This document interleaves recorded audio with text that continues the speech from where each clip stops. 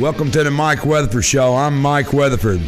Thank y'all for tuning in tonight. I still got music in my ear. I don't know if y'all can hear it or not, but thanks everybody for tuning in, and we're moving right along with a little show here tonight. We got a lot of stuff coming up. We're moving right along. Got stuff happening down the road we're going to talk about later.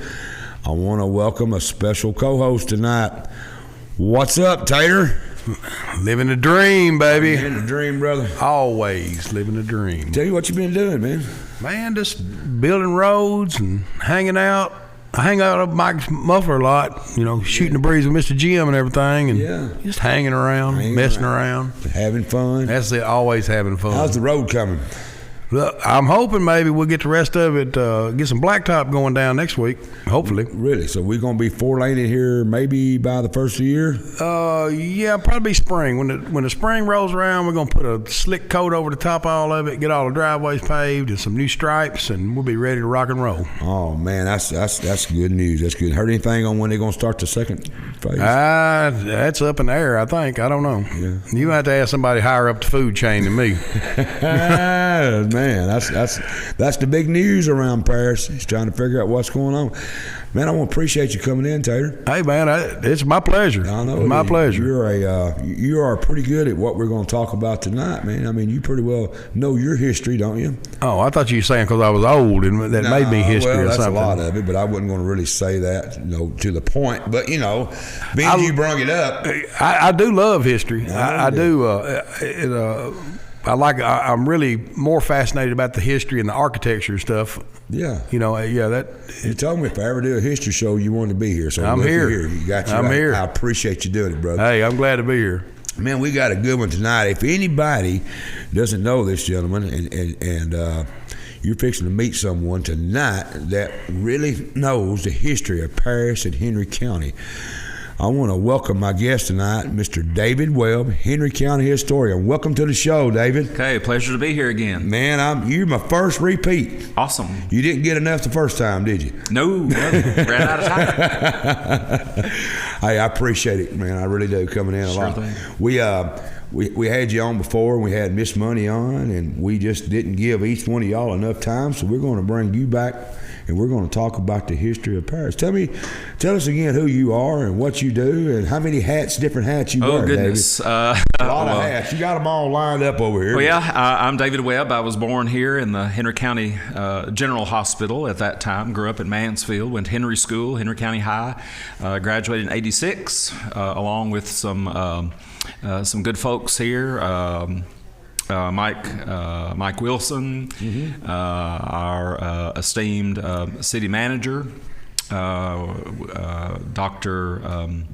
We've got several folks from the class of '86, John Hudson and Kim Foster and just several of us that have stayed around to make Henry County better, and it's home.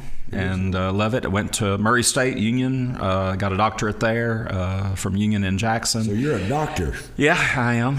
Tater's got you've had all kind of doctors on it. We've had a lot of doctors on here. The inexpensive one, though. Tater's got this foot problem. You don't do foot, do you? No. You're not that kind of doctor. Education. Okay. Never mind, put you back on medical. Back. No medical.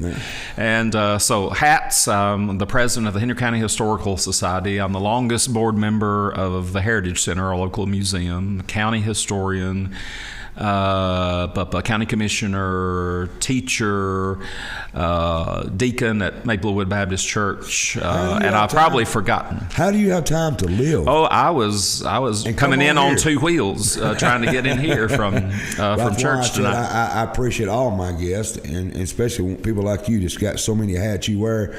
Just to take a few minutes and come in here and just chat with me, we feel privileged, don't we? Oh, I do. I'm excited to learn something tonight. So we brought you back to talk about Henry County. We got 200th birthday coming up. When is that? Tell me a little bit about that before we get started. Well, actually, Henry County's 200th birthday was November 7th. Right. And we had a big to-do on the front of the courthouse to commemorate that. We played a song that was written in the 1930s that had not been performed in many decades, written about Paris by the community choir, so that was fantastic. We planted a bicentennial tree that hopefully will be around for another 200 years and will outlive us. Oh, yeah. And so hopefully people will enjoy its shade at our tricentennial 100 years from now. And then we got several activities that are almost monthly from here through September of 2023, when the bicentennial of Paris is. I had a brainstorm, Oh, Lord. Back up. We need to take this show tonight, and we need to zip it up, find a way to preserve it in your way you do it, and 100 years from now, they need to play this show. Would that not be cool? It would be We'd cool. all be gone. You would have to bury something to play it on.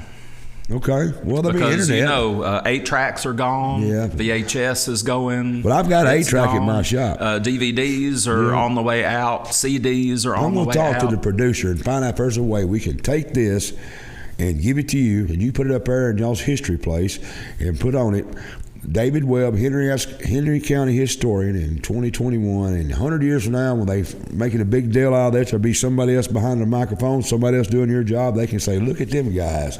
That would be cornbread, wouldn't it? Yeah. Look at that. That's like cornbread right there. That would be cool. Go ahead. I'm sorry to interrupt you, but that's just an idea I have. Well, we need to do that. I'm going to get that All done. right. Okay. We can do it. Yeah.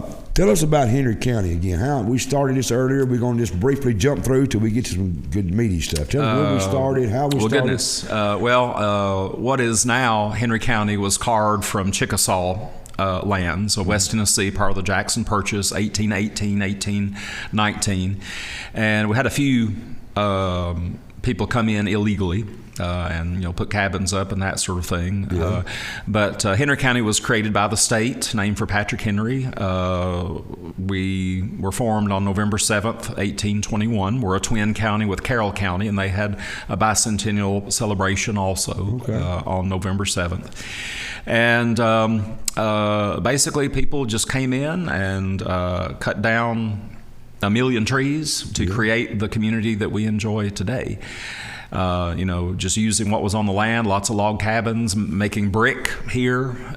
So a lot of brick buildings. You have the brick making equipment here and the natural resources to do that. So they just used what they had back then. But it was a wild place back then. Lots of shootouts and some murders and those kinds of things taking place, which are interesting to talk about. Right. Well, that's pretty well. Let me scoot your microphone in just a little bit. Gotcha. Okay. There you go. They was telling me that move you in a little bit. But anyway, I imagine they had wildcats and panthers and bear.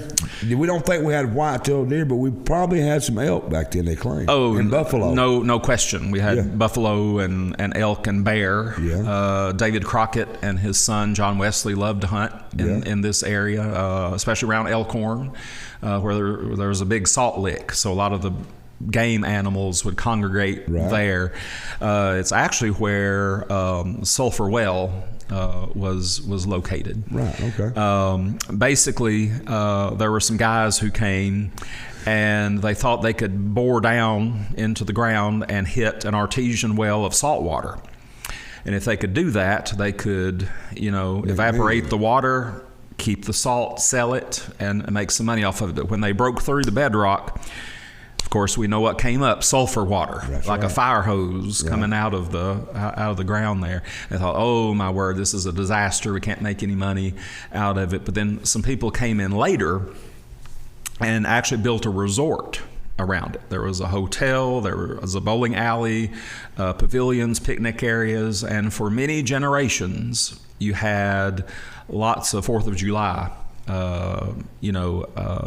celebrations going on down there. Family picnics and. What was the claim to fame with sulfur water? Did it stink?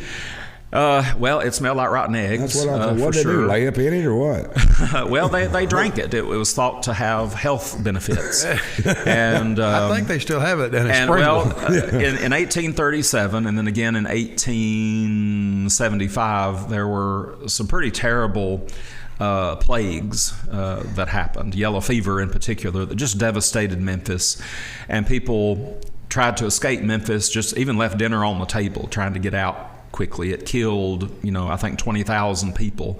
And as people left Memphis, they came to places like Paris, but they brought the yellow fever with them on the trains.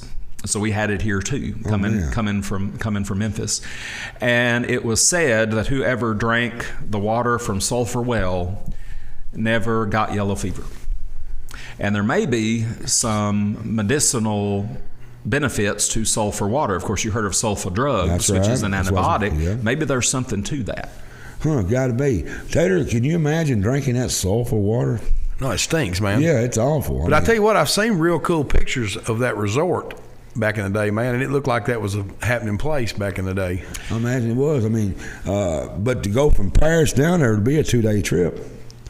Horse and buggy, that's a pretty good old drive down there. I mean, unless you got a horse that can fly. And that's why they had, boarding houses and a hotel there. And unfortunately, in 1944, it was covered by the waters of Kentucky Lake. They tried, I think, to dynamite the well, but it is said that there's still sulfur water coming into the lake. And if the lake is really, really low and you look out in the cove behind the wildlife center there, you can still see the water disturbed there. So I've been told. But they should have built a levee there to protect that. Maybe we can go in and cap it off and run a PVC pipe and still have sulfur water to drink. Well, they could probably drill somewhere around there and find it. There's probably no value in it. You got to deal with government now. TVA and U.S. Army Corps of Engineers and everything else. It would be cool one time though to suck that river right back down into its main channel just to look around a little bit. Man. And Fort Henry. Most of it, the main part of the fort is underwater. That's right. They should have built a levee around that and preserved it. So I don't get that either. Well, they didn't care about history. It wasn't history. 1944 to 1934. That's only 10 years ago. So they didn't care much about it back then. And they were having to move quickly. Oh, my dad said that. He said they was cutting timber out of it. My dad was over in the war, but he said they was telling him they was cutting timber, come back next day, and the stumps be underwater. That's how fast it was coming up. If that's true or not, I don't know. Both of my grandfathers cut timber out of there. Those big crosscut, two-man crosscut saws. You hear them stories too about the water rise. You think about that. They was cutting, staying ahead of the water. I can remember when right there to the right side of going across the bridge, there were still trees there. Yeah, at one time. There was an island when I was a kid, on that island, that was still wood. That still had trees on it. Oh, yeah, I do remember that. Yeah. We used to swim to it. You ever swim to it? Well, no. You can walk out there. You can nearly walk all the way out until there. they dredged it. But you could. No, there's a creek. When you get to that creek, you gotta. If you was a good swimmer from the swimming area there, you can swim out that island. Well, you can walk. I mean, that's what I'm saying. You can. There's a mound out there. I walked until I got scared and came back because I was afraid somebody's going to run over me. But it is there. You got it there. What's some of the oldest families that come from around here? Some of the original founding fathers of this country. Oh, goodness. Well, you got the Dunlaps that came. You had a whole series of attorneys and mayors of Paris from that particular family. They're still family members today. I actually teach one of them, one of the descendants in my class. The original son. Yeah, absolutely. Let's see. Oh, goodness. The Caldwells or Coells, they're two sets of families that pronounce it a little bit differently. Like Buchanan and Buchanan. Yeah. Of course, here it's Buchanan. That's right. Mom went to school there, lived in Clayton Town, graduated there. She was actually on the basketball team that went to state from Buchanan High School back in, I think it was 60, 61, somewhere along in there.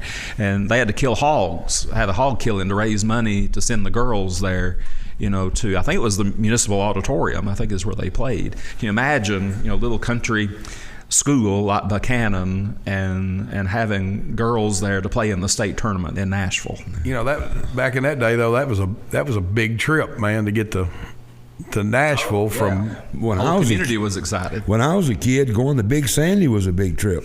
We was raised poor, and my father was a mechanic at used to be down here where right across from Rudy Flood service station. It's on the corner where I worked there when I was younger. Ken's muffler shop. It used to be Curtis Rawls SO station. My father worked there till lunch on Saturday, and he'd come home. We'd work on our old car to get it ready to go to church in Big Sandy on Sunday. And to me, Big Sandy is like going to Dallas, Texas. You know, it was just took forever to get there. You know, my old car when I was a kid, but it was it's times have changed about that. What's some of the oldest houses around here? Oh, goodness. One of them is a federal-style house that actually Governor James D. Porter lived in on Dunlap Street. Two-story red brick house there. That's where Dr. John Van Dyke owns that today, and he restored a lot of it and helped preserve that home. That built? Oh, my goodness. It was... I want to say like 1840s. I know it's beautiful it's back now. early. It's antebellum. It's pre-Civil War. Just like most of the north side and the east side of the square. Those are antebellum structures. The oldest house in Paris is actually sort of across the street from Ridgeway Funeral Home there, and there's I think it was the Corbins maybe. I can't remember, but there's actually a historical plaque that's on the front of that building there. There's right across the street from that's an old house. They just put a white fence up down there on Dunlap. When you turn blind, is that an old house? I think, was that a doctor lived there at one time? Wasn't John Sonius? Who was that lived there? It was Humphreys. Dr. KB Humphreys. Right. Was that house Jr. built 1800s like that? It was probably, if it was in the 1800s, it would have been late 1800s. I've been in that house. Right. It still had beautiful, architecture and fireplaces, and they redid the front of it back about 20 years ago. Yeah, I guess changed the front of it, and they, of course, he worked across the street there, so he didn't. He just had to walk to work. Yeah, that's pretty cool. But I've watched them houses down through there over the years, and you wonder how old that was. And wonder right across the street from Ridgeway Funeral Home. He told us a story about it. It was built in the 1800s, and the guy won the money racing horses, helped pay for that house, and that's now you can't even race horses in Tennessee. But back in the day, I guess that was a big deal, wasn't it? Oh, absolutely. Yeah. Do we have horse tracks around here? At one absolutely. Time? Yes. We had at least one. I think there was one around the Cottage Grove area, and I think there was another one about where the fairgrounds is now over in that area. But yeah, horses are a big deal. Where did some of these communities, if you know, tell me, Hyco, Cottage Grove, Mansfield, Puryear. Puryear was named after a railroad guy trying to get them to put the railroad through there. Yep. But where's some of these little communities? Where do they get their name? It's kind of we grew up with them. Yeah, it's kind of a mystery for a lot of them. For example, Mansfield, we have no clue where that name came from. Was it named for someone who had a house or a farm there? That's probably where Buchanan came from. Springville, probably because of the probably lots of natural springs, and there still are around in that area from there to Big Sandy and Old 23rd District full of springs through there. So that's an appropriate name for it. Cottage Grove, of course, groves of trees, and I thought we might have had a college out there. That sort of thing. Let's see, Paris, of course, named for Paris, France, in honor of Lafayette's visit to Tennessee in 1825. So we know that one for sure. But a lot of them we just don't know. And hopefully, as we study more history, as part of the bicentennial, people will, sort of, uncover, some new information. I just wonder, like Hyco. You've heard of Hyco. That's where I live, in the community after Hyco, around Puryear, Hyco, or Whitlock. Osage is named after Osage Indians. Whitlock was Whitlock Indians. I don't know if they got Hyco Indians or not. I don't know, but you think about it right now. Nearly, I mean, back then that was a lot of separate communities. Now it's just like, I mean, really, you know, you can be in Whitlock. Yeah, you can be in Whitlock to Hyco. You know, you can be there quick now. But I had an old man tell me one time, David. It's been years ago.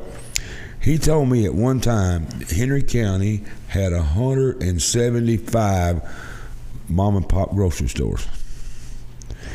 We had one out there by my house. There's no telling how many that you had out there in the Hyco per area. You had Ridgeway store. You had God, I can't even remember the name. There was two right there in Osage. Yeah, two right there in Osage. It was just every community had 2 or 3. Yeah, you probably had one within 3 to 5 miles. Yeah, because everybody. That's right. Because if you was over on that side of the west of my farm, you had one close to your east side. It's kind of funny how now everybody goes to Walmart. And we had about that many schools. Really? Because by state law you had to have one at least within 3 miles of each student. Did you go to Lee school? Did you ever go to Lee school? No, I was Henry boy. I was a Lee school. I was born in the city of Paris, but we were raised out there. Basically, I was a country boy raised in the city. I went to Lee school. I was the last year they had a school there. I was one of the last ones to go through. Almost the last kid. Still got my shirt from there. That is one of the most historic properties in Paris. Early on, like in the early 1820s, it was designated for education. Before even any buildings were built, they set aside that land, and then later buildings were built and expanded, as you know. And then during the Civil War, that's where a lot of the training was done for Confederate soldiers. Okay. It was a military school, wasn't it? No, it wasn't. But they used the grounds for training there. Basically, as the Civil War was cranking up, there was a guy who is from Paris, Governor Isham G. Harris, who lived a couple of doors down from, almost within a stone's throw of here, a couple of houses down from the library. I think there's a red brick house that was built in like the 60s where his house was. But anyway, he was responsible for getting Tennessee on the Confederate side and getting us into the war. Abraham Lincoln. Did we have a lot of loyalists in this area, Henry County? We had some. We had I some. Thought it was if you look at the stats of who signed up, you had about 2,500 Confederates and about 600 people who fought for the Union. Right. So it literally was brother against brother and neighbor against neighbor. Right. But anyway, Abraham Lincoln, he sent out a call for troops to fight for Tennessee for the Union. Right. And he requested, tens of thousands of those. Well, Governor Harris responded and said, Tennessee will not furnish a single man for the purposes of coercion, but 50,000 if necessary to defend our rights and those of our Southern brothers. Right. Lincoln wanted 75,000 from Tennessee, and Harris said, nope, we're going to have 50,000 to fight for the Confederacy. Right. And so they sent to the different communities in Henry County the Paris Brass Band and politicians to recruit people to sign up. And the meeting point was at the Court Square. And that's where they assigned all the companies. And there is an iron fence around the courthouse. That fence is now enclosing part of the old city cemetery. Okay. Well, they'd mount that iron fence and say, oh yes, all that belonged to to Company C, parade here. So they would organize on the Court Square. They'd march around a couple of times, and then they'd go to Lee School for more intense training. And then a few days later, they left on flat cars with cross ties for seating along the railroad that was brand new. I mean, it was built in 1860. And that's when we had our first railroad through here, was 1860, yes. Okay. And some of those guys fought at the Battle of Shiloh. The 5th Tennessee Infantry was one of the main ones. Right. And we, Captain Conway was, I think it was Company C. Anyway, the ladies of Paris sent a big red family Bible with him, and they presented it to him, had a big deal, and he took it with him into the war. And then when he was killed in battle, When his body was brought back, the Bible came with him, and we still have that Bible here in Henry County at the Heritage Center. Well, that's pretty cool. Did we lose a lot of them? A lot of them get killed from Henry County? Yes, several hundred, actually. And in that Bible that I talked about, they actually kept records of who was killed and wounded and all that of that particular company. There's a really great book. It's called Henry County Commands. It was written by Edwin Reynolds, who was a veteran from here. And he wrote a history of all the companies from Henry County. And I'm glad he did, because that's a jewel. And it lists every single person who served, their ranks, if they were wounded where, if they were killed where. It's a valuable resource. So, surprisingly, we only had a railroad as of 1860. I mean, I would have thought we'd had it, because we was a big farming community. We had Tatertown, Gleason, we had Puryear. I mean, Whitlock was Tatertown at one time. Well, we did have our stagecoaches. So that's how they moved. And there were several stagecoach stops. And in fact, Dr. Tommy Townsend, his house that he lives in was a stagecoach stop. And actually our last... where did it run from? Where was the line? Oh, goodness. Where did it go to? Well, one of the stops was where the post office is now. That was a hotel where Andrew Jackson and his wife stayed at one time when they visited Paris. Now, that's a whole other story. Why did all these people coming to Paris? What did we have in the early 1800s to bring you to Paris? It was the county seat. So it was where the court was, and if you want, Carroll County, did they do the same thing in Huntington? Did all the big shots go there? If you think about it, Huntington is more or less in the center. Carroll County, Paris is more or less in the center, and they were planned communities. Yeah, I'm talking about the dignitaries. Did they go to every county seat like they did? Oh no. Seems like we got a lot of it here. We do because if you think about it, we were the oldest incorporated city in West Tennessee. Probably the biggest. So we were pretty good size at the time. For example, Andrew Jackson, of course, Jackson, Tennessee was being named for him. Right. And of course, they invited, and Andrew Jackson went to the dedication, and his wife Rachel decided to go, which is rare for her. She rarely traveled. And so she wanted to see the town that was named for her husband. Well, there were some dignitaries from Paris there, and they said, on your way back, to the Hermitage, why don't you, come through Paris and let us welcome you. And so they did. And so they stayed at the hotel here. And actually, Andrew Jackson had a lot to do with the Chickasaw Treaty that created West Tennessee and the Jackson Purchase and Henry County. He wasn't well liked by the Native Americans. Oh, no, not at all. So that's my family. What they talked about, the Choctaw was. And I mean, he and David Crockett were political enemies. That's right. Yeah, because Davy was on our side, the Native American side, and Jackson, they say didn't do it right, but that was a different time and different era. You can't compare then to now, because that's very true. We're living in a different time and different zone. I got some people asking questions. I got to go to a break, but General Atkins in his house, the producer of the show, Kevin and his wife live in the Atkins house down here on, what is that street? Hudson Street. Tell me a little bit about the history of that, right quick. We got a couple minutes till break. J.D.C. Atkins was John DeWitt Clinton Atkins. He was one of those who went recruiting for Confederate soldiers during the Civil War. And was he a general? He was a lieutenant colonel, I think. Okay. And then he became a Confederate congressman. Okay. But he left the U.S. Congress. So he was a congressman in the United States Capitol, and then he left and was a Confederate congressman. And he was the only man in U.S. history to return to the U.S. Congress after serving in the Confederate Congress. What he done to get that done? He was a very respected guy. Okay. He was chairman of the House Committee on Appropriations, which carries a lot of weight. It's pretty high up. Yeah. But then later, we were talking about Native Americans and American Indians. He was Commissioner of Indian Affairs around the turn of the century, at a time where you had the Native American boarding schools and cutting their hair and making them dress like white people and just trying to deny their heritage, basically. So in that sense, he may not have been the nicest guy in the world, but yeah, he lived there. Nelson and Neil lived in that house. There were a duo piano team that traveled in Europe and around the United States. About what year was that house built?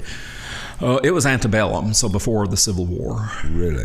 It was my favorite house in town. Yeah. But Nelson and Neil, they traveled with two, I think they were Chickering pianos, and they still exist. First Baptist has one, and First Methodist has the other one. So they're twins. I want to talk about the railroad. They're telling me to go to break, and I'm missing it, but we can wait just a minute. When we get back, I'll go ahead. They're in my ear. Let's go ahead and do the break, pay the bills.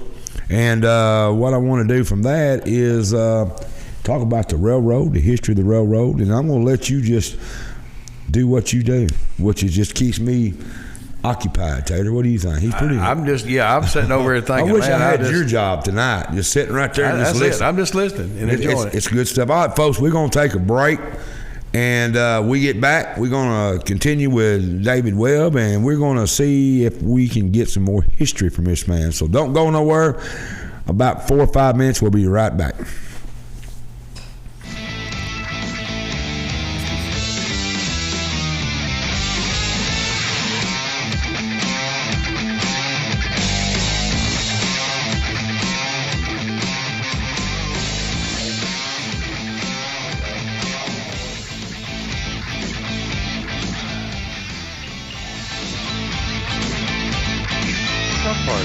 With over 95 years of experience, you can trust the Napa know-how.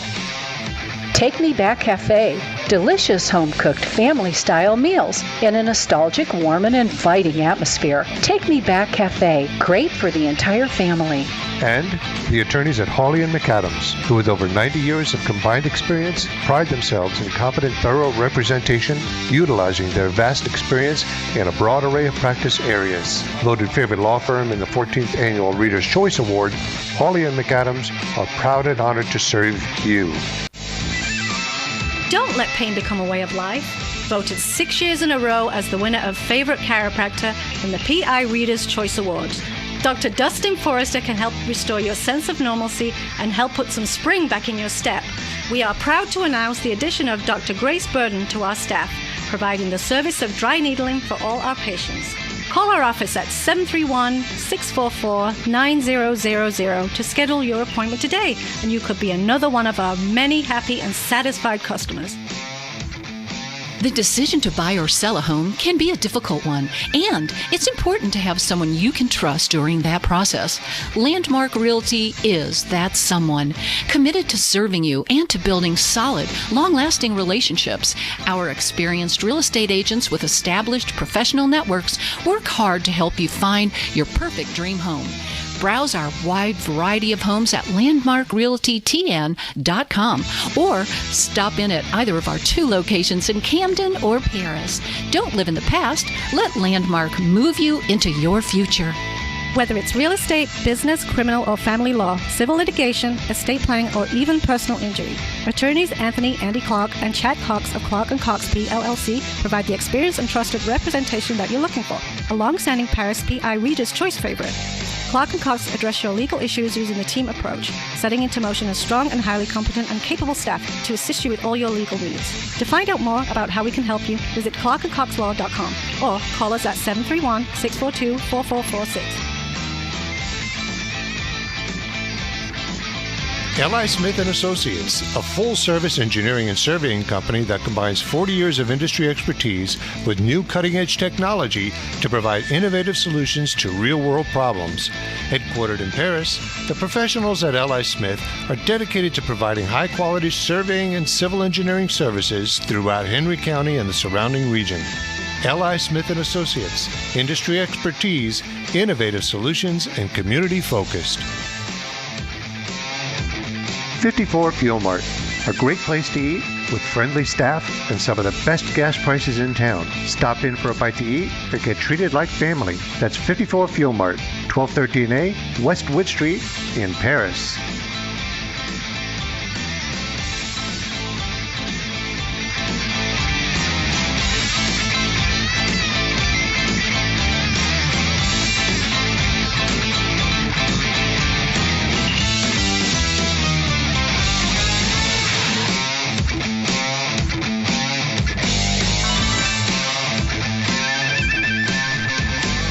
Welcome back to the Mike Weatherford Show. We got a historian, Mr. Doctor. Let me rephrase that, Tater. It's Dr. David Webb. And you have a lot of doctors. I have a lot of doctors, I'm telling you, man. And he's really, there's no way we're going to do this in an hour. There's just no way. I mean, there's a lot of stuff I want to talk about. He wants to talk about, you want to talk about. And we already been 30-something minutes, and we ain't even touched it. I'm not a doctor, but I know you can't cover 200 years in 60 minutes. Well, it just ain't going to happen. We have to do about, what, 10 years a minute? But think about how many more shows we could do. Oh, man. I got to tell you what I want to do before you get off down your rabbit holes. Right.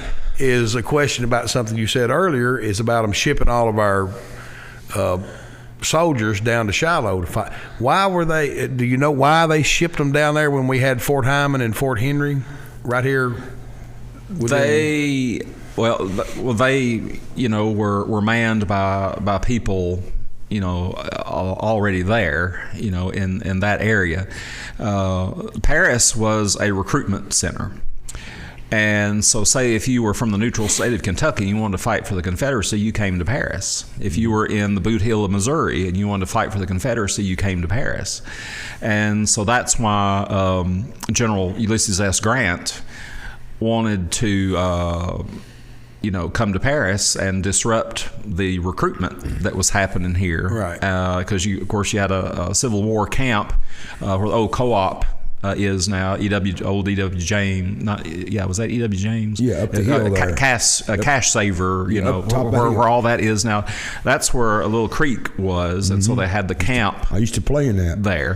Found a bunch of bullets and stuff back there. And so, anyway, a group of, I think they were from Ohio, some Yankees. I think Henry Countyans called them Lincolnites, came through, and there was a Baptist preacher named A.C. Cox. And he saw him coming, and so he roared into the camp on horseback. Horse was about to die, saying, the Yankees are coming, and so they went up the hill toward McNeil Park area there, and waited for them. And so when the Union was rifling through their camp, they came screaming down using the rebel yell and coming down the hill. They come through Paris, right? Come through east out of Dover, come down Lake Highway, I guess you could call it. Went all the way through Paris, and they knew we had a camp. The Confederates had a camp, so they headed to the camp, and so they went up the top of the hill and come screaming. Okay, I got you. I want to make sure I understood. But before there's a plaque up on top of that. I've been all through that. It is, but it's wrong. The stats up there are totally wrong because they only looked at one source of information, and they should have looked at both sides, because you always overestimate the casualties that you inflict. And your people. So really, it was less than 15 people that were killed or wounded in the 35-minute battle. But one guy, a lot of missing going on. They were hid out, under brush and trees and so forth. And then one guy by the name of James Glover decided to take on the whole Union Army by himself, I guess. So he stood up, exposed himself, but shot the major in command of the Union off his horse. Really? And then he was riddled with bullets, and then all heck broke loose. But it was about 5 o'clock in the afternoon. And so the sun, so this is March. Okay. So sun goes down early. So the Union, they're far away from Paris Landing area. They needed to head back that way. So they started running toward the court square, and people had shuttered their houses and businesses and everything, roared through Paris. We captured the Union cannon, turned it around and started firing at them. So they were being fired at by their own cannon. We actually have one of the cannonballs at the Heritage Center, really, from the Battle of Paris. How many Union soldiers come in? There were around, I believe, 600 Union and 400 Confederates. Yeah. So if you talk about like the population of Henry County High School, going to battle, that's sort of the size of it. 15 got shot and wounded or killed. Yep. A lot of missing. Can you imagine, how turkeys will go through the woods and they'll just destroy a path? Can you imagine 600 guys walking from Dover? Oh, yeah. Some of them rode horses, I'm sure. Yeah. Was that a cavalry unit, wasn't it? Yes. It was cavalry. But I read a lot about that. Like I said, I know a little bit about history, but I'm not going to correct Dr. Webb. I'm just going to ask questions that I know of. I got some pictures. If you got a minute. Yeah. Producer Chad, put up picture number 1. And tell us what that is right there. Dr. Webb, you see it? Well, that's a building that's not here anymore. Now, if you look on the right-hand side, that's the north side of the Court Square. Right. So roughly where, that's all the north side. And that is the Intercounty Courthouse. That was built around 1845-ish. So it was there during the Civil War. And so that fence around there is where the Confederates were organized. And they tied their horses to it. And actually brought horses in the building. Really? And they went upstairs and signed their names in the leather ledger books. We still have that graffiti from the Union soldiers up on the second floor in a vault there. It had a brassy dome, and the fireplaces were famously stained with tobacco juice. And the Union didn't treat the building really well, and over time... That was our courthouse. Yeah, it was our courthouse, so it's facing south as you're looking at it. And anyway, they actually had to put chains around it to keep the walls from collapsing. So they decided we got to build a new courthouse. So in 1895, there was a commission formed and built the one that we currently have that was built a year later. Put up number 3. Is that a fire? Yeah, it was a bad one. What happened? That was the west side of the square. That was 1899. July the 4th, actually. My birthday, but I wasn't born yet. And so anyway, there was a guy trapped in one of the buildings. Part of it caved in on him. And a barrel of molasses that was on a shelf crashed over him. It was like a wooden barrel. And so he was covered with molasses, and that made him slick enough to get out. So that's sort of like what started the fire? Honestly, don't know. Wasn't it somebody milking a cow and a cow tail hit the lantern? So that was the molasses miracle, that happened. But now, where was that picture? Put it back if you can one more time. Where was that at? Give me some bearings. That's the west side. So that building on the right would be close to. Maybe the post office? No, it would be on the other end. It'd be on the other end. Jack Jones. It'd be in the Jack Jones area there. That's pretty good. But another miraculous thing for that time period is the buildings were rebuilt in time for the Christmas shopping season. Really? So the west side of the square was finished before Christmas shopping in 1899. So Paris almost burnt to the ground. A lot of it did over there. So they all tied together like a wick, Well, thank goodness the west side wasn't tied into the north side and the east side. Fortunately we got fortunately they plan wide streets. Number 2, tell me what this one is. Okay, that is the Caldwell Hotel. Caldwell Hotel is on the left. That does not exist anymore. That's where Security Bank is now. Okay. The building on the right is the Crete Opera House. We know it now as the Courthouse Annex. Gotcha. So we're looking at it we're standing at City Hall. Looking at it. So if you look way down toward the end, you can see one or two of the buildings on the east side of the square. Right. Is that Tater out there walking? Who is that person? That would have been too early. I'm headed down to LL's to get a burger. That's what I thought. It looked just like you, Tater. I couldn't tell. Of course, juvenile court and where you pay your taxes and all that is in that building. But the third floor, which is mainly used for storage, used to be where the actual opera house was and the stage and all of that is still... We had an opera here. Opera.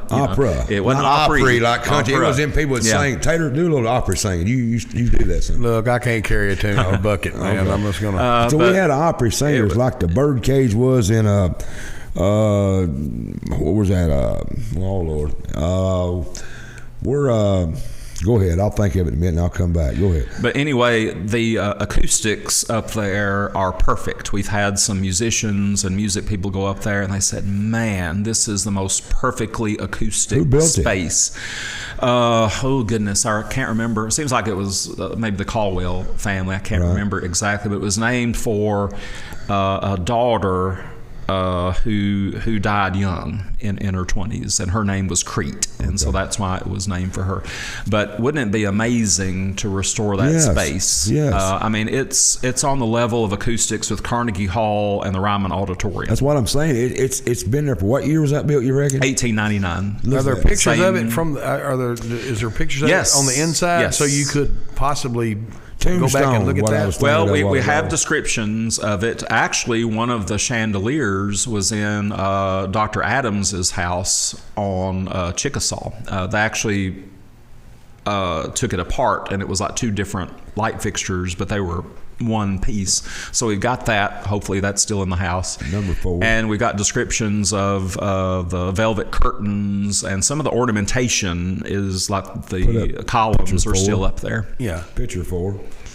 Look at this picture. Where's that at? That is the east side of the square. So if you look to your far right, that would be where Commercial Bank is now. Right. Wonder what year that was. That had to be 1800. That's really early. That looks to me like still in the horse and buggy days. Yeah. So I would say that's 1880. Just guessing. So a lot of them buildings are still there. Yeah. Yes. Most of them are. Yeah, and so Commercial Bank, that big tall building's commercial. The next one's Commercial Annex, and I can't recall what's the buildings now. No, I don't think that's the current Commercial Bank. It's too short.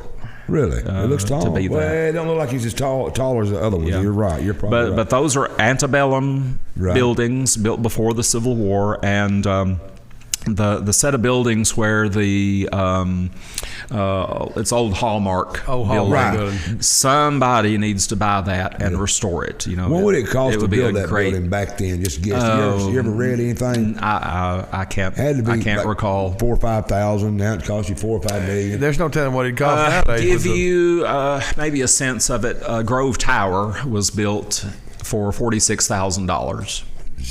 Man. And it was designed by the same architect that designed our courthouse.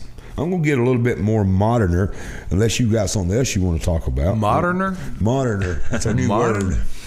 That's a Mike Weatherford word. That's a Lee School word. That's Lee School. The teacher enemy is about to get out his red pen. I went to Lee School. Y'all give me a break. Number 11. I'm going to bounce around, but I want to look at number 11. Tell me about this Woolworth. Remember the old Woolworth store? Where do you think that's at? Where's that picture? Oh, I know where it is. Okay. It's on the north side of the square. The building to the right is now a red painted lawyer's office. But wasn't that a beautiful building? Yes, it was beautiful. I wish they would have kept it like it was. And the old J.C. Penney building was beautiful with those turrets. Yeah. And, Yes, it was. And in the 70s, 60s, and 70s, it was like get rid of everything old. Make it look like a modern shopping mall. And they covered up and destroyed a lot of our history. Some of that up down on Poplar Street, and you see the old advertising from back in the day. Hunts, the Hunts were a German family that owned several stores here in Paris. Put up number 15, Chad. I want you to look at this picture, and I don't know where that's at. Y'all help me. I say it's that old one out there in Roughton. What do you call that? The truck stop. What do you think it is? Let David tell me. Well, in my ears, I'm hearing around Tyson? I don't think so. Area. That's not it. That's out. I believe that it says motel on the top of it. Right here, Dave. Here's a picture of you can look at. Okay. And David, you remember what was that called out there in Henry? They called it the truck stop. That's right, the old truck stop. I believe. Don't that look just like it was kids? It does kind of look like it. Yeah. It looks just like it's similar. Yeah. I think there were quite a. I think there were about 3 buildings in Henry County that looked a lot like this one. Yeah. I'm not sure if which one anybody out this there is. watching knows where this is, I'd like to know. Yeah, you can see the old window air conditioner units. There you can make out the front of the car, so probably you can identify about the year that it was taken. I mean, it's pretty cool. I mean, not knowing where that's at. Here's one right here I want to show you, David. These are modern pictures, folks. It's pretty cool stuff to have. These are my collection. Number 21, Chad, please, sir. That right there is the old Scott Mart down there at the Y, Westwood Street, back when I was a kid. That's the Darriette. Darriette. Yep. Then it became a Chicken Inn, and now it's Westwood Market or something. Mm-hmm. But that's cool. That's how, that was a big deal back in the day. What's it say on the front of that? Extra thick milkshake. I would love to have one right now. Oh, man. Ain't that some good stuff right there? Now, Scott Mart, they had a very famous delivery person. They did. From Memphis. Elvis Presley was a truck driver, and he delivered groceries and things from Memphis to Paris, and Scott Mart was one of his places. Elvis, we had Elvis in Paris, and we had Jerry Lee Lewis. Tell us a little bit. We're getting moderner now. Yeah, Elvis. The teacher be saying that. You're killing me. Yeah, Elvis performed here. I think it was 1955 before he really, took off. But performed in the Old City Auditorium. Right. And had a good turnout for that, and then the infamous Jerry Lee Lewis came, and of course Jerry Lee Lewis, the killer, killer, and he was sort of a put it nicely, flamboyant, performer there, and one of his shows, this one was not in Paris, he would take lighter fluid. And he poured it in a piano and set the thing on fire. And he was playing it while the piano was burning, on the stage. Now, he didn't do that to our piano, but we had a very nice piano. It was not a Steinway, but in that category. Very nice, paid a lot of money to get it there. And during his concert, during Jerry Lee Lewis's concert here, he took the piano stool and broke it over the top of our really nice piano. Oh, no. And he was never invited back to Paris to perform. Now, that piano still exists. It's at Pleasant Hill Methodist Church, just off of Reynoldsburg Road. Does it show the damage? And it has the dent from Jerry Lee Lewis. He needs to come out and sign that. He's still around. He's still around.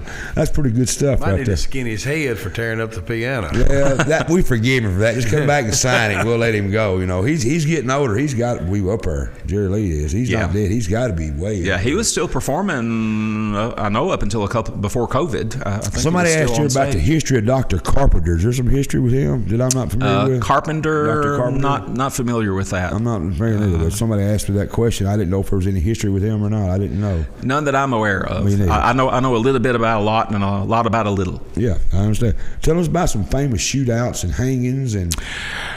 Oh my goodness! There were really three really significant court cases in Henry County. One of them was a murder case that occurred in 1829, so that's really, really early. A man by the name of John Granger was tried for the murder of Little Barry Broach was his name. And it became a landmark case. It was Granger versus State, and it went all the way to the Supreme Court of Tennessee, and it set a precedent for self-defense as the basis for appeal. And that had ramifications all across the country. Granger was found guilty of manslaughter and branded with an M on his hand, and then he was set free. Now, back then, they branded what you were guilty of. In your hand. So if you had an A, it was adultery. If you stole something, it might be a T for thievery or something like that. So that's why when you go to court and you're on the witness stand, you raise your right hand to make sure you ain't got nothing. So the judge can see if there's a brand on your palm. I never knew that. I thought it every day. That's why you raise your hand so they can see if there's a brand. That's good stuff. I knew you lay your hand on the Bible and raise your hand. That's pretty good stuff right there. Now, didn't know that. Yep. Go ahead with your second case you're talking about. The second case is State versus Gilbert, and this is 1845. So this, of course, Henry County had 5,000 slaves by 1860, and a slave was accused of killing his master. Armistead Forrest, and burning his barn to cover up the murder. Right. And during the trial, Gilbert was found guilty, made a full confession, eventually hanged in the courthouse yard. Of course, we'd had hangings there. The last one, I think, was where the Greer office is sort of catty-cornered from the Methodist Church. That was the last hanging tree that we had.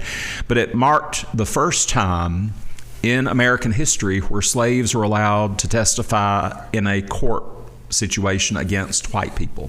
That had never happened before in the history of the United States, and happened right here in Paris. So we got some history about getting some good stuff done there. And then we got another case, State versus Shem Forrest, that involved a teenager in 1881, and he was tried for a hatchet murder. Now, you've heard of like Lizzie Borden, in that case. Well, we had our own here. Well, anyway, this teenage boy killed his mother and killed his 80-year-old grandfather in their sleep. Apparently, they had a $5 gold piece that he had his eye on, and they wouldn't give it to him. And so, anyway, he was found guilty, and the conviction was held up by the state Supreme Court. And he was hung on the courthouse lawn, and he was crying and begging. How old was he? He was a teenager. 15, 16? Somewhere along in there. And there was a huge crowd. It's in newspapers. Right. A huge crowd that included women and children. Back then you witnessed. And that was a big deal. I'm not against that nowadays. On some cases, I'll be honest with you. I may get some static from that, but I believe we do bring back some hangings. Seriously, go ahead. I'm sorry, David. No, So those were the three big cases. Hey, I would too, wouldn't you? Yeah, I'd be crazy. You got to talk about hold that bottle up right there. It's kind of funny though that people would want to go gather around to see that. Yeah, that's pretty cool. We're running out of time, but y'all put the camera on him. This bottle. Tell us about that bottle and who it is. Well, this is a very common bottle. It's Grove's Tasteless Chill Tonic, which from what I've heard from the older folks, it really wasn't tasteless. But it was better than taking straight quinine, which was the only known treatment and cure for malaria. And we had malaria in Tennessee. A lot of people don't know that. So, but some people preferred the disease to the medicine. And so E.W. Grove, who came here in 1874 with his family. Was he a doctor? No, he was a pharmacist. Okay. He studied pharmacy probably in Memphis. It was close by. Yeah. He was from Whiteville, which is not far from Memphis. But he liked to experiment, and he liked for his products to work. He wasn't a quack medicine person, and he said, if I can make a tasteless chill tonic. What's chill tonic? What's it mean? Chill tonic is, of course, malaria. Chill? You have chills and fever, and the fever can kill you. Right. And so he suspended quinine in a syrup of sugar and lemon juice and iron, and you had to shake it up before you took it, and it was a preventative as well as a treatment for malaria.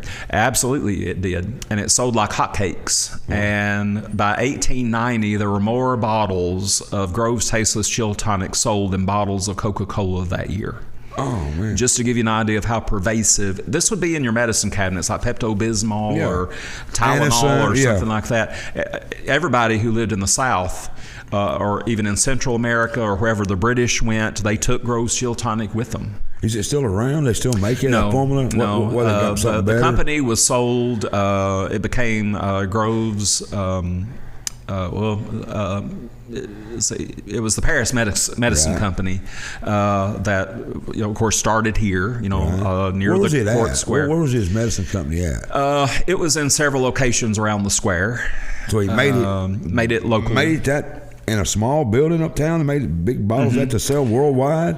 Until about 1888, the company became too big for Paris. And so he moved it to St. Louis to take advantage of the transportation of the Mississippi River Railroad connections and all that. And he owned a factory that was 40,000 square feet, which was pretty big for back then. It was the largest medicine plant west of the Mississippi.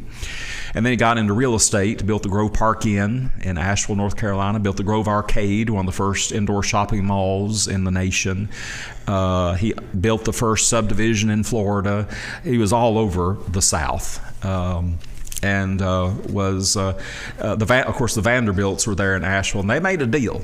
They drew a line right through the middle of the city, and they said, any future property that you want to buy, Vanderbilt said, okay, I'll buy above this line and you buy Grove. So they agreed. Could money-wise compete with Vanderbilt? Yes. Vanderbilt's is a big name. He was. You seen that big house they got out there? And this was the third generation and they built more. Yeah, that's what I'm saying. But Grove Henry County could compete money-wise with him. Multi-millionaire, yes. And a little bottle like that at a time. And he made the first cold tablets ever. ever in the history of mankind, and that sold like hotcakes. Did it made work? And made other kinds of medicines. Did it work on COVID? I was just going to say the same thing. I Probably wonder so. if it was so good back then, why did they quit making it? Why did they quit using it?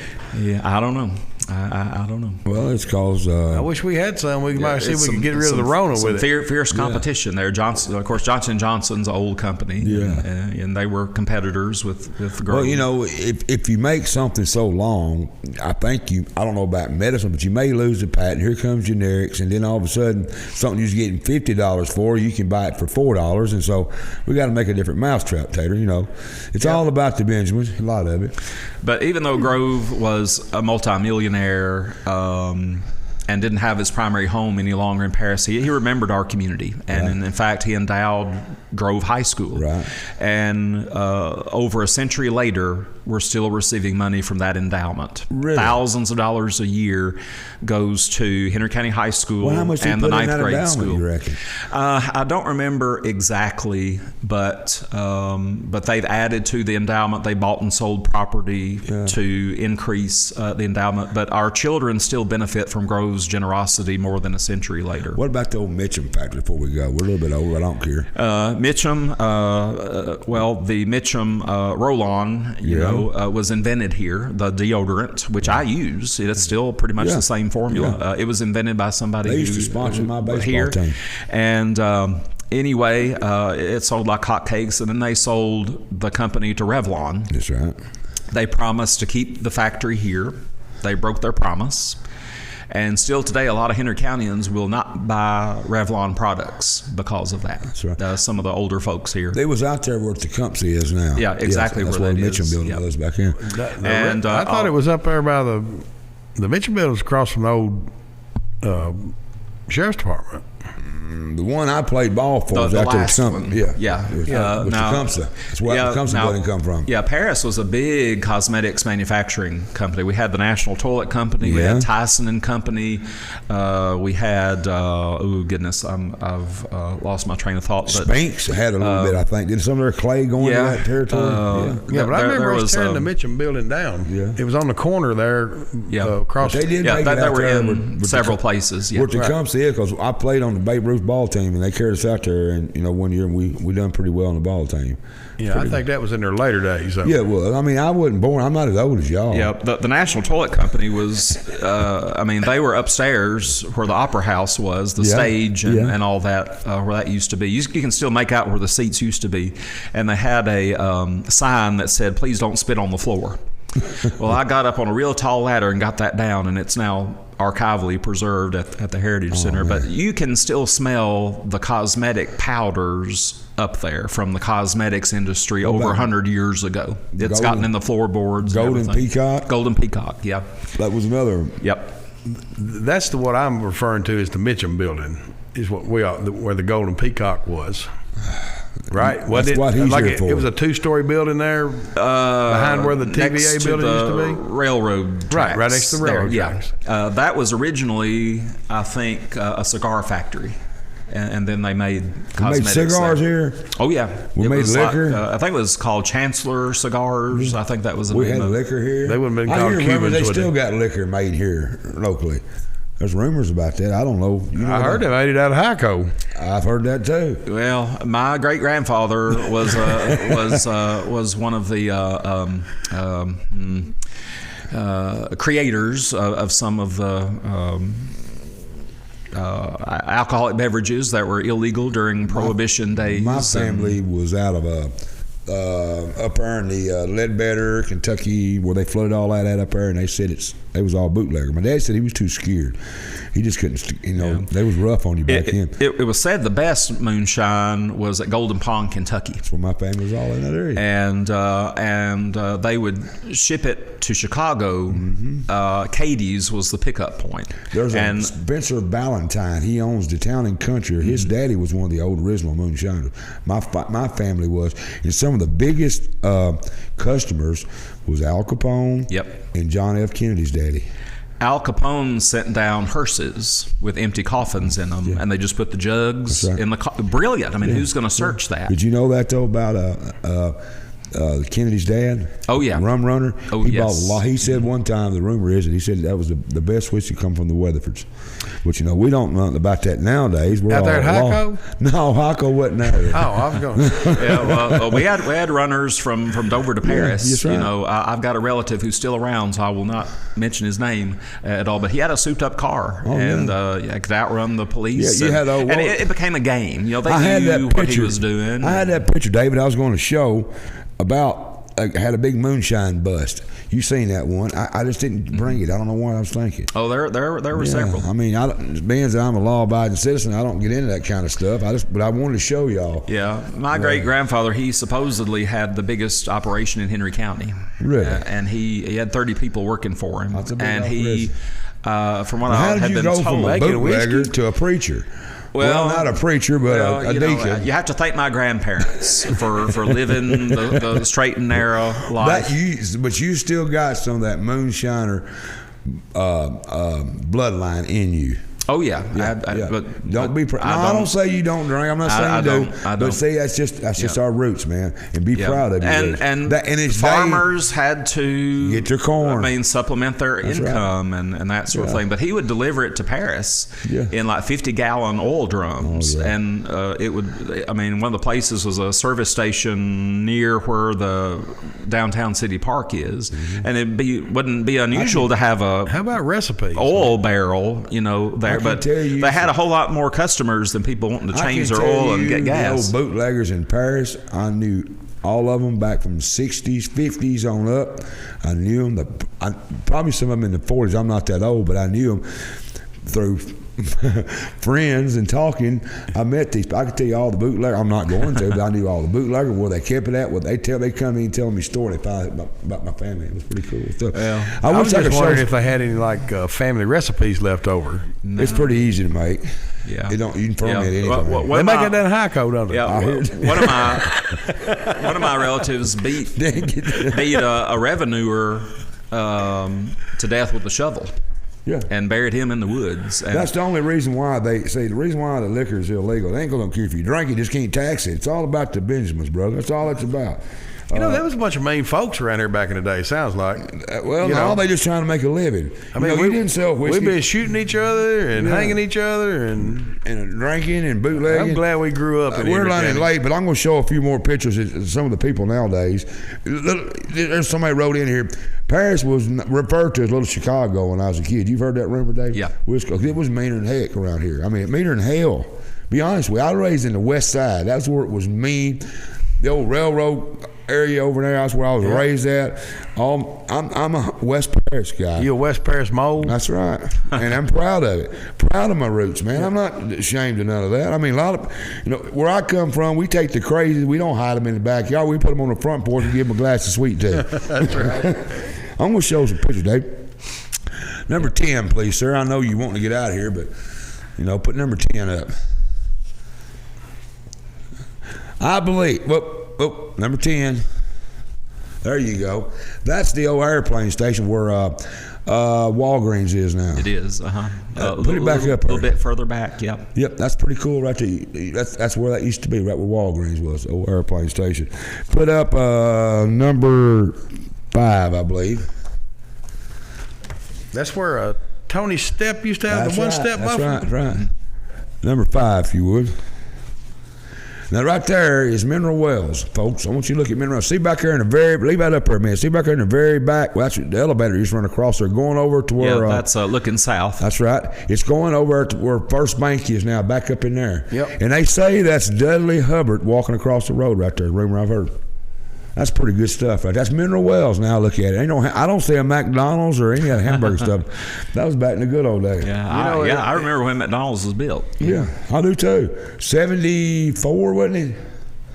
I can't remember. Yeah, I remember working at the Kerr McGee station. My cousin owned that, and I was down there and first time I ever heard about Egg McMuffin. He brought me back one. That was pretty good stuff. And number 6 is Mule Day. I want to show you an old Mule Day. Pretty cool. See that right there? Now, my best opinion, if you look to the left at that phone pole, David and Tater, that's where about Eastwood Clinic is. And right there in the center of that picture is where that convenience store is now. What's the name of it out there across the new one on the right there where the Chrysler dealership used to be? Patriot Mart. Is that what it is, David? Yeah. You know where Bob Cole Chrysler used to be? Yeah. You know what I'm talking about? Yeah, Bob Cole's used to be where right the there. Patriot Mart Right is. there's Bob Cole Center. And that little thing right there, I believe, is where Walford's Nursery is now. I think that's pretty well what I was told by an old man. That was a Mule Day celebration. Now, I could be wrong on that. Somebody wants to correct me, they can. I don't know. That's before my time, brother. Well, it wasn't mine. I was about 3 days old, but you know. At least. Somebody wants you to finish telling about the revenuers. Well, it's all about the tax dollars. That's what they miss. Revenuers killed by a shovel. Man, we got people like that killing, don't they? Tell us a bit about that. Go ahead. You was talking about somebody got killed with a shovel. Well, it was. I can't say too much, but I understand. But the family pretty well kept that quiet, and I only found out about it probably like 3 or 4 years ago. Right. And probably that body's still in the woods. Right. You know. And if you think about it, part of our state song, Rocky Top. Once two strangers climbed old Rocky Top looking for a moonshine still. Strangers ain't come down from Rocky Top. Reckon that we have a state song about moonshining and killing federal agents. That's right. No, it's a big deal, and most everybody's family that was poor, and we was raised poor, and my dad come out of, I told you, Golden Pond, all up in that area. That's all you done. You just made something people wanted. I mean, you know, it's not like a meth. Some people say, Mikey, that's just like meth. No, it's a lot of difference. Not a lot of difference. In meth and whiskey, but that's how they made their living, David. Man, I hate to end this again. We can't do it, never do it in an hour. We're going to do this again. I'm going to worry you till you finally tell me one day, Mike, I've had enough of that damn show. I mean, You know, I got a question for you, David. Ask you, brother. What drives you to be a historian? I love to listen and talk, Yes. but what drives you to know what you know? My father, one of his hobbies was to Whiskey. go to people's homes and take pictures of old pictures. Probably some of the ones you have right now are probably from him. And, you know, I got interested in it that way. But one day I was in Sunday school, and my Sunday school teacher asked, it was Mansfield Baptist Church, and she asked, where did Mansfield get its name? And I thought, I don't have a clue. And so I started doing research and found out that all of Henry County has a heck of a lot of history that I had never heard of before that needs to be told. And one of my roles as county historian is to get the history out to the public in whatever way I can, whether it's museum exhibits or signage or this show, the internet, Facebook, Man, it's good stuff.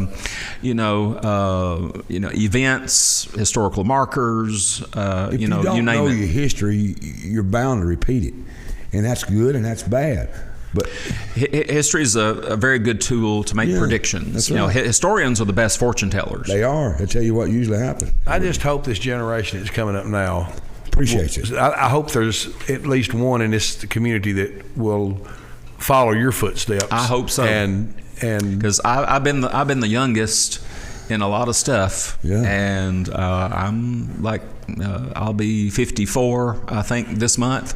I have to think about it. I was born in '67, and my wife said, well, you ain't getting any younger. We need some younger people to take the reins and be involved and keep, If you got keep any this children, going. you teach history at school? What do you teach at school? I teach U.S. history. Do you have any that you think might pick up? Well, we need one. Yeah, I mean, there are lots who are interested, but unfortunately, a lot of our students, to be successful in their field, they have to leave. Right. And go to other Well, places. you have to do that. We got, we might have a few hang around and we've had grateful governors. for that. I'd like to see a president from Paris. We've got governors and senators, and I'd like to see a president come out of Paris. Might be me. I think I'm going to run for president. Will you vote for me, Tater? you bet, buddy. Would you vote for me, Dave? I just run want to drive the president? bus. I tell you what, I've sat in Congress and I've sat in the Senate in Washington, D.C., and I just sort of shake my head and roll my eyes. He wouldn't answer my question. I will say the best people are not running for public office. That's right. They're not. They're not. It's, if you'll notice, none of them's ever had a job. It's honestly, They never had a job. Most of them are lawyers. They go to college and they brag about their college, and they've never done anything in their life. Think about it. They've never done anything. Well, I'm all for term limits. The founders of this country never intended for congressmen or senators for that to be a career. No. But term limits. We're leaving what we usually talk about. I think say y'all have gone down. I agree. This is a whole other show. This is a whole. I agree with you, David. But the only thing that we can police these congressmen with now is the threat of not reelecting them. You take that threat away, they can do what they want. If they only know they got 2 terms, can you imagine what some of these crooks would do? If they know this is their last term, their last year in office. Now we do have a little bit of way to police them. You do that, and you won't get elected. Well, think about that. That's what an old man told me when I was all for term limits. But he woke me up. That's the only policing we got. David, I appreciate it. All right. It means a lot to me. You come in here like that, and we just don't get enough time, man. I mean, I ain't enough. We're going to do it again. I hope you're writing some of this stuff down. You need to write a book, dude. We just have to have a theme night. I like that. Camp Tyson or something. Yeah, we need to do that. We'll do that every so often. Just come in and we'll just do it. And I'd like to get Leon Ridgway in here with you one day. He's funny. He's a good storyteller. And him could talk about stuff, and Leon, well, I don't know. I mean, how he's getting older. He's probably lost more than I'll ever know. Forgot it. Yeah, he's a good guy. David, I appreciate you coming in. I really do. It's a pleasure. And you will come back. Oh, yeah. All right. Tater, that's another good one right there. Man, I've had a good time. I've learned a bunch. I have learned a lot. I thank you for being here, David. It was my pleasure to get to come sit in on it. Yeah, man. We appreciate it. Tater, I thank you for coming in, man. Man, I appreciate you sitting in there. You said you liked history, and you said if I ever do a history show, let me in. It's been the best one I've sat in on yet, man. I've really learned. I mean, I learned a bunch, and I thought I knew a lot, but you can't. When Dr. Webb talks, you just got to listen, because the way he presents it is what I think is the best. Not above what he knows, is the way he gives it to you. I think that's called passion. Oh man, it's good stuff. And I want to thank everybody for tuning in tonight. We've had an excellent show, and thanks Tater, and thanks David, everybody for showing in. I want to thank all y'all for tuning in, and I want to thank our sponsors. Tell them you appreciate them when you see them. We got them listed up here. Tell them you thank them for helping us keep our show growing. And without them, we couldn't do what we do. Next week, Tuesday, November 30th, 7 p.m. live, Sheriff Chris Davis, Humphreys County Sheriff's Department. Guess who my special co-host is? It's our own Sheriff Josh Fry. He's going to sit in and be my co-host. We're going to talk with Sheriff Davis about the flooding, what's going on over there, and plus the stuff that a small town sheriff goes through, and we don't know really what's going to go on with that. Plus, we got Travis McLeese. He's going to make a special appearance during this show on November 30th. He's going to talk about something that's going on at the chamber. So we've got some pretty good guests coming in here next week. We got Sheriff Davis, Sheriff Josh Fry, Travis McLeese going to tell us what's going on. And then we got a special show coming up Saturday, December the 4th, on a special show. Dr. Heather Melton will be with Bruce Griffey, is her co-host.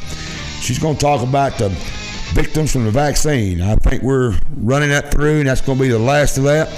And don't forget, Heather's going to do her own show starting January. It's called Health Matters with Dr. Melton. After the first of the year, excited to have her come on here. I'm really excited about that. And we're growing Cal Media and My Parish TV. We got other things working. We've got a lot of surprises coming. Dave, what else I got coming up? Well, on the 7th, and before I even get into that, I want to thank you for inviting me to be on here. Man, I appreciate it, brother. It's always a pleasure to get to sit in with you, brother. Appreciate you, man. But on December the 7th, y'all got Randy Shannon, the Benton County Mayor, coming in. Yep. And you got old Travis, Big Travis, going to be in here with you. Travis McLeese. He's going to be your co-host, and he's going to sit where you are. Hey, he got something to say all the time. I can get him to say something. Oh, I imagine he'll be talking. Yeah, but it's pretty cool that y'all are having our neighboring counties come in where they can, we can kind of see how they do things. You know what? December 11th, folks, we got the Christmas parade myself with Dr. Melton. We're going to do it live through the Mike Weatherford Show. We're going to show the Christmas parade, and we want to thank Travis McLeish at the Chamber. We bring his name up a lot for reaching out to us and helping make this happen. And we're going to try to make the Christmas parade a little bit better this year, and I want to appreciate the Chamber for reaching out to us and helping us get on board. But don't forget, December 11th, live. We're going to do the live Christmas parade this year. Be myself with Dr. Melton. We'll be sitting up there probably right in the middle of all that and watching the floats go by and telling you about them. And I'm kind of excited but kind of nervous. You never see me get – I'm not scared of nothing. That's kind of scaring me right there. I don't know what about the Christmas parade. Well, man, you got a lot of stuff going on. I mean, y'all got a candidate for governor coming in. Yep. You got a game warden that's going to come back in and talk about the CWD thing that's again. Right. You got a constitutional lawyer that's going to be coming in. Yep. Talking about the Bill of Rights and all kind of good co-hosts coming up. Oh, man. You got it rolling on the end of the year, baby. Man, it takes the whole thing. It's all these camera guys. It's got the guys in the control room. We got a special intern, I call him, producer. Kevin's in Texas. We got Chad Howard sitting in doing all this. Chad doing it. Chad doing it. Got Dana Allen. She's a media girl. When you see anything on Facebook or you see it on Twitter or you see all these notes I get, that's Dana Allen. She's doing all that. Joshua Balls. I went blank. What's your first name, guys? The Ball Boys. I'll call them Jason and Josh. They are the camera guys. Then we got Ethan. He's the sound guy. Man, it takes a lot. So they can't see all these people. We know they're in our ears all the time. I got to go. They're on to me. Tell them where to like us and follow us at, brother. You got to like us on Facebook. Yep. You got to follow us and subscribe us on YouTube. Follow us on Rumble and subscribe to Rumble. Look, just make it happen. Follow us, like us, love us. Share Thank us. you for watching. Share us. We love you. See us next time. Thank you, brother.